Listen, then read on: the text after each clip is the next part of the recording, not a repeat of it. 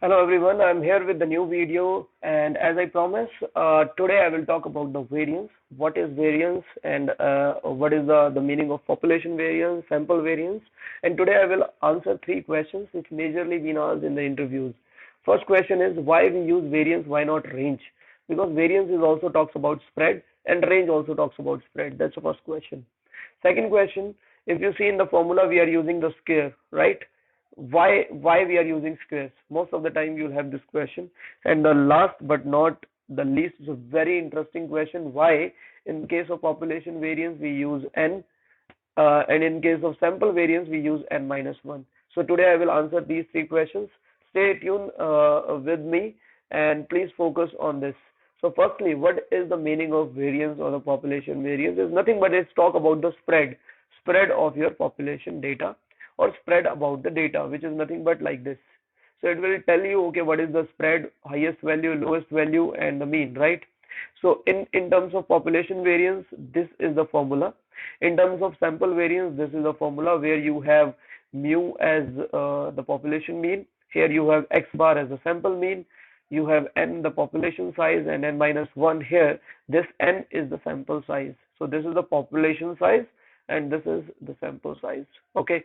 Now the first question is why we use this variance, because variance also talks about spread, and range. Range is nothing but the highest value minus the lowest value, h minus l.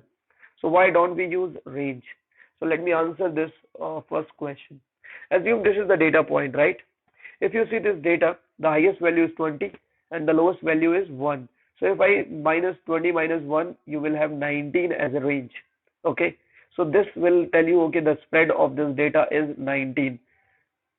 Is it the right answer? Is it giving you everything about the spread? In reality, if you see this data, the spread of this data is actually a skewed spread, because it skews toward left side, because 20 is here, right? And most of your other data point is in this way. So if I say, okay, for this particular the spread is 19, in reality it's not the right answer. Why? Because 20 is an outlier.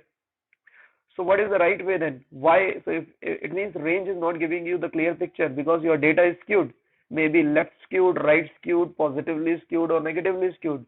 So because your range is also calculating your last data point, right? So it is impacted by the skewed data. So what is the right way? So after that, the statistician has given this. So let's take the average distance of each data point, okay, from a particular population mean. So the meaning of this, suppose you have the average here of this particular data, and you will take the differences of the data on the left hand side and data on the right hand side. Always, whenever you have an average, definitely few data points on the left side, few data points on the right side. So the statistician said, okay, let's take the difference of these each data from the average or from the mean, and we will sum this up. So we will get the spread. So I think that's also making sense. So if it is the average, I will take the difference of these data points from this to this minus this minus this, similarly this minus this minus this minus this, and I will add. So I will get the entire distance or entire spread. Okay. So let's understand this in detail. Suppose you have this data point. I have taken the average 0.367. Okay. And I just took the difference as mentioned by the statistician. I started taking the distance between each data point, means 0.29 minus 0.367. I will get this. 0.41 minus this, 0.64 minus this, and so on. So in this case, you will get the sum as 0. Oh my God. So in this case also, this is not making real sense, because you have some spread of this data, but it is showing you 0. So it means there is something else. So what is else? So this is not the right way, just taking the sum of these. So the right approach is, you have some negative number, you have some positive number, or the similar positive number, I would say. So that's why we have taken the square of this, so that we can remove this negative and positive, you can say the similarities number or the similar sums, and to have a real spread. So that's why this square came into picture, and we have taken the square of all these numbers to minimize the impact of these negative numbers, and we have these number 5.364, which actually gives us what? the sum of square, or the spread of the data from the mean, maybe on the left hand side, right hand side, all together it gives us the spread. Okay, so that's why the real formula of the variance is this. So it is nothing but the distance of each data point from your average or the population mean, and then we will scale it up and finally sum and take the deviation, not deviation, sorry, take and divide by the number of the data points. So it becomes your population variance, which is nothing but the sum of the square value divided by the number of data points. So we have 9 data points here. So it divide by 9 and it gives me the real value of population variance. So till now I have answered 2 questions. First is why not range? Obviously you have seen because range is not giving us the clear picture, right? Then second thing is why we should take this square. So because if we are taking the square, it is minimizing the impact of this negative, and when we sum it all, we will not get the zero obviously. Okay, so that's why we took the square.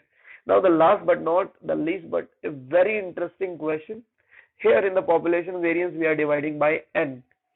But in case of sample variance, we are dividing by n minus 1.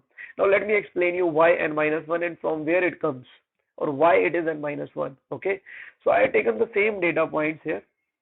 So if you take the same data points, I have taken the population mean. Assume this is the population.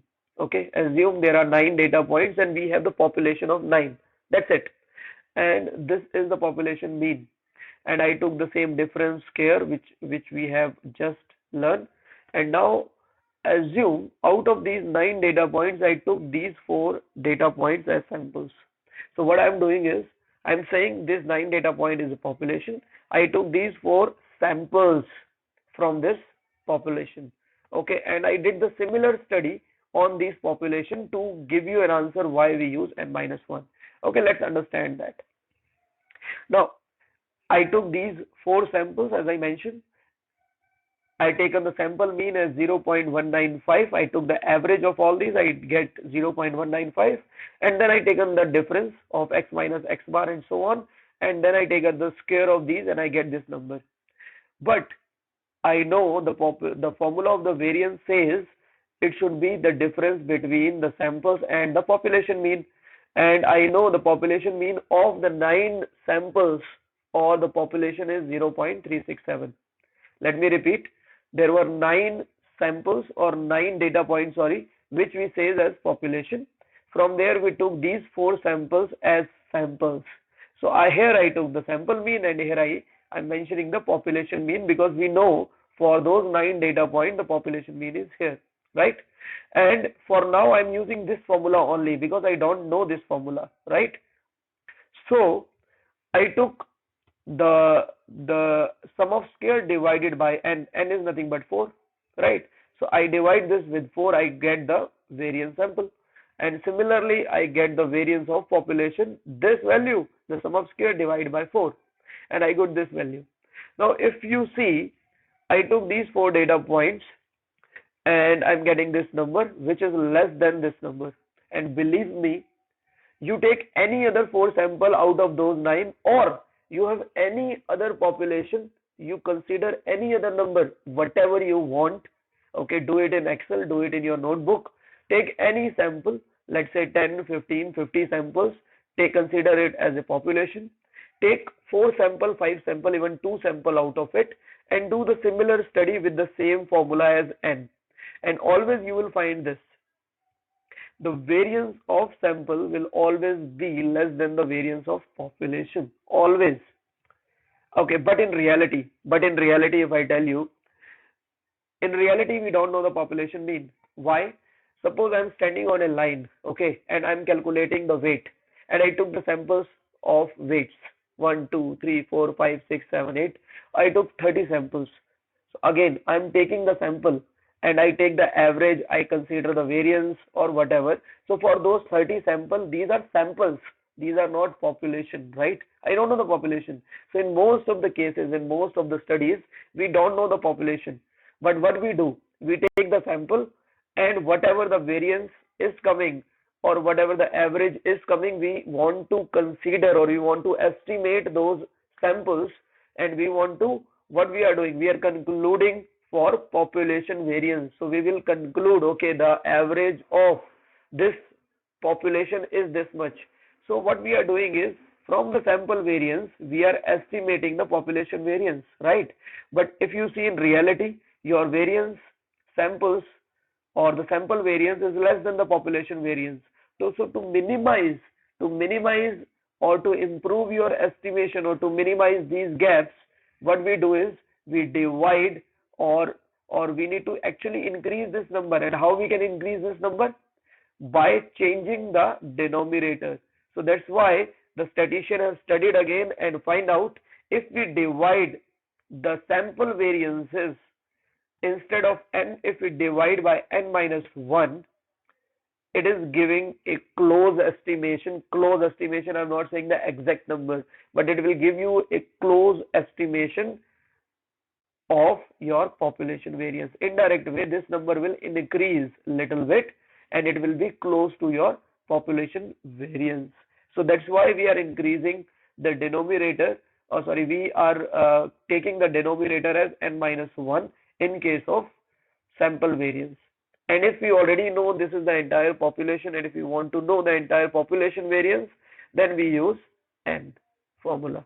So I hope you understood now why we are taking n minus 1 in case of sample variance, just because we want to increase or improve our estimation of the sample variance for the entire population.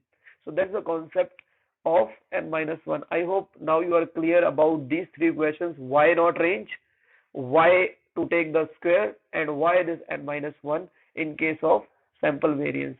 I hope you clear your doubts. Okay, and